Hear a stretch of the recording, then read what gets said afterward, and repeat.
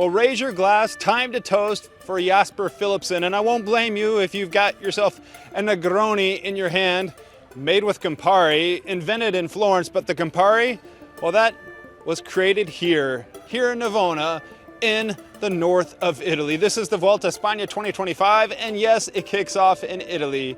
And Jasper Philipsen, as he did in the 2025 Tour de France, when it began in Lille, he won the first day, the opening sprint of the Grand Tour, and with it, as you know, cycling fans, well, you get the leader's jersey from day one. You are the leader of the Grand Tour, and that falls on the Belgian shoulders, because here in the Vuelta España, it's the red jersey if you're the race leader, and he's going to wear that into the start tomorrow. And what a big redemption for Jasper Philipsen.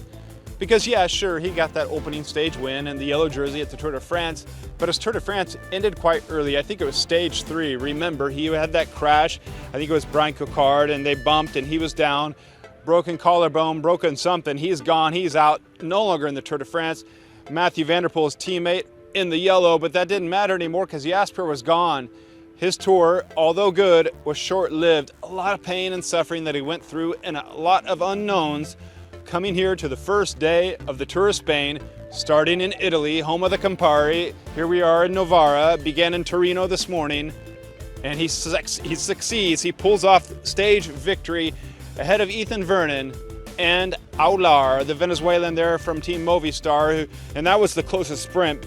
They're fighting for second and third because Jasper Philipsen had the stage win by, looked like, 2 wheel lengths, led out by Ed Plancart and Jonas Rijkaard, and not in that order. First Jonas, then Fast Eddie, leading in our winner of the day, Jasper Philipsen. Now let's wind it back, 186 kilometers on the day, 5 and then 6 riders. Alexander Verd was the late joiner of that 6-man move. Verd, well, he was successful in getting the KOM point, the only KOM mountain climb on the day, becoming the KOM leader at the end of the day. Shortly after that, well, the break would disintegrate, leaving only Hugo Delacaille from Burgos, Team Burgos, up the road, but then he would be caught with around 40 kilometers to go. Now, I mentioned we started in Torino, and isn't it crazy? We had the Giro d'Italia starting there.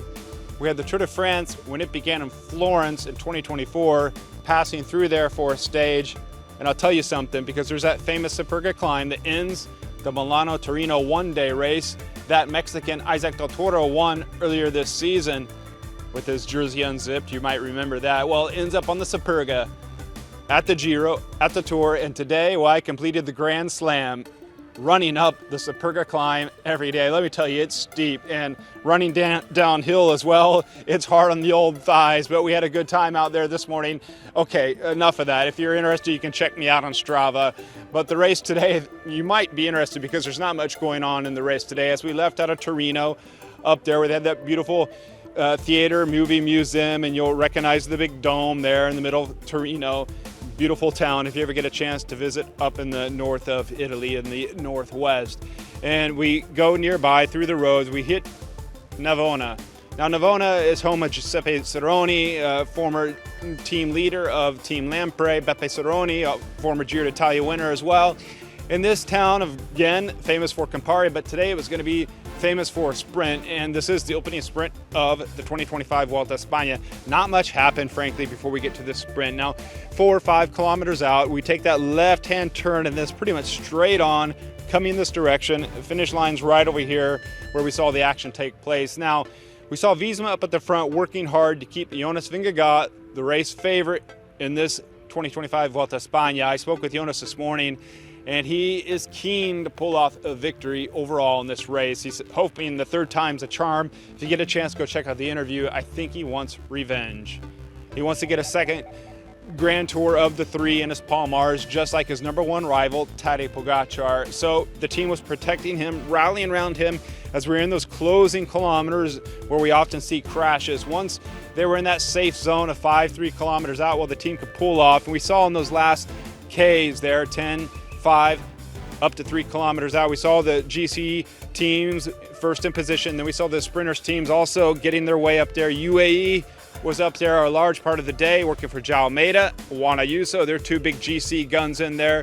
And then we see Lidl Trek And we also see Alpecin up there. We start to see Israel up there. Israel, they have Jake Stewart, they have Ethan Vernon, and I spoke with Ethan Vernon after the finish today, and he said they'll take turns deciding who's best suited for the sprint finish today, and today was Ethan's turn, and I'm going to get to what happened there with Ethan here in a minute. He is now the best young rider, picking up second on the day. He also has the white jersey as best young rider. Coming into the finish, now at Lidl-Trek, it's the story of Mads Pedersen, who he was told ahead of the season he wouldn't race the Tour de France after dominating in the last few years in the Tour. He's so versatile. He went to the Giro d'Italia, smashed it all, won the Maglia Ciclamino, the purple jersey, takes a break, and he's already on fire again. We saw that in the Tour of Denmark. You know he's ready for this Vuelta a España, and frankly, he can fire on other stages as well. Look out into tomorrow's stage 2 uphill finish. Could be one for Mads Pedersen. Call me crazy, I know if you want.